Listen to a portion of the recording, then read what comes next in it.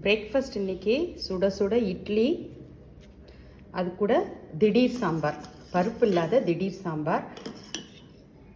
வாங்க எப்படி செய்யலான்னு பார்க்கலாம். அவசர சாம்பார், திடீர் சாம்பார், டிஃபன் சாம்பாருக்கு பருப்பு இல்லாமல் செய்ய போகிறோம். 2 தக்காளி, 2 வெங்காயம், 1 பச்சை மிளகா, 1 பல் பூண்டு, 1 டீஸ்பூன் குழம்புத்தூள், 1/4 ஸ்பூன் மஞ்சத்தூள். இப்போ இதெல்லாமே ப்ரெஷர் குக் பண்ணிக்கலாம். குக்கரில் 2 விசில் விட்டாச்சு. இது ஆறின உடனே தண்ணியை எடுத்துட்டு அரைச்சிக்கலாம். திடீர் சாம்பார், அவசர சாம்பார்னு சொல்கிற தாளிக்கிறதுக்கு வெங்காயம், சின்ன வெங்காயம் ஒரு 10, கருவேப்பிலை, கொத்தமல்லி, தக்காளி 1, நான் பரங்கிக்காய் வச்சுருக்கேன், கடுகு, கொஞ்சமாக பெருங்காயம், ஒரே ஒரு காஞ்ச மிளகாய். கடுகு பொரிஞ்ச உடனே சின்ன வெங்காயம், தக்காளி, காய், கருவேப்பிலெல்லாம் போட்டு வதக்கியாச்சு. உப்பு சேர்த்துக்கலாம்.